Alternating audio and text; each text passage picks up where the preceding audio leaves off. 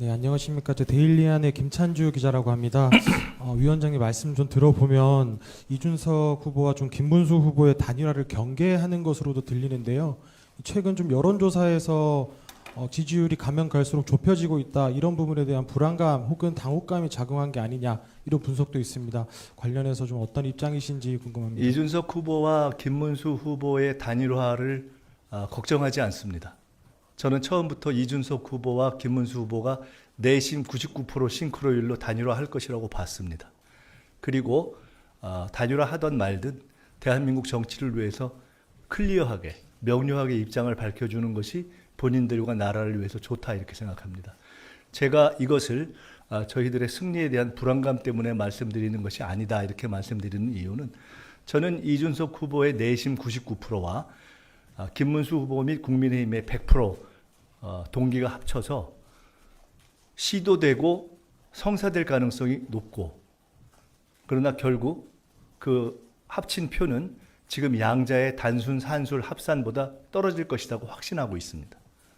그렇기 때문에 그것은 이번 선거에서 내란 심판을 요구하고 있는 국민의 심판과는 전혀 별개의 문제다, 이렇게 보고, 오히려 제가 분명히 단언해서 말씀드리지만 단일화 여부와 상관없이 최종 시점에 제가 아까 말씀드렸던 대로 김문수 후보는 지금보다 조금 상승한 2위가 될 것이고, 이준석 후보는 지금보다 조금 떨어진 3위가 될 것이고, 만약 두 분이 합친다면 두 분의 산술 합산보다 분명하게 떨어진 그 이유는 내란 옹호냐 아니냐에 대한 양 지지층의 성격이 다르고, 그리고 만약 그 단일화가 이루어졌을 경우 야합에 대한 국민적 비판과 분노 때문에 오히려 이준석 후보의 지지율이 상당히 떨어져서, 저는 그 결과는 분명히 단순 합산보다 떨어질 것이다.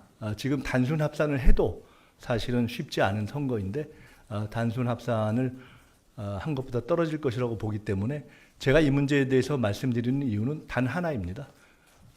이준석 후보에 대해서 젊은 후보로서의 일정한 기대와 또 한국 보수 정치의 건전한 재편에 대한 기대를 가지고 있는 국민 여러분들을 대신해서 이런 여러 가지 문제에 대해서, 선거는 꼭 승패를 떠나서 한국 정치의 올바른 재편과 관련 있는 문제이기 때문에 첫째, 명료한 입장을 취할 것을 요구하고, 둘째, 그 결과는 아마도 상당히 어려운 것이 될 것이다라는 개인적인 참고 의견을 말씀드린 것입니다.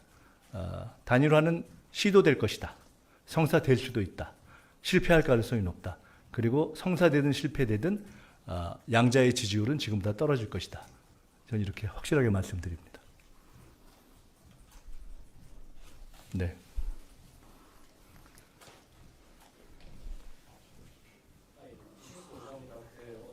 한 가지만 더 말씀드리면, 제가 몇 가지 이렇게 예측을 했던 가운데 가령 한덕수 대행에 대해서 본인이 출마를 할 것이라는 입장을 이른바 노코멘트라는 이름으로 사실상 온 국민이 다 아는 거짓말을 했을 때 결국은 사퇴할 것이고 출마를 못할 것이다 라고 하는 예측을 꽤 오래전부터 한 적이 있었습니다. 이번에도 저는 같은 근거를 가지고 말씀드립니다. 그렇게 어려운 예측이 아닙니다. 시대정신이 있기 때문에 그런 점에서 볼 때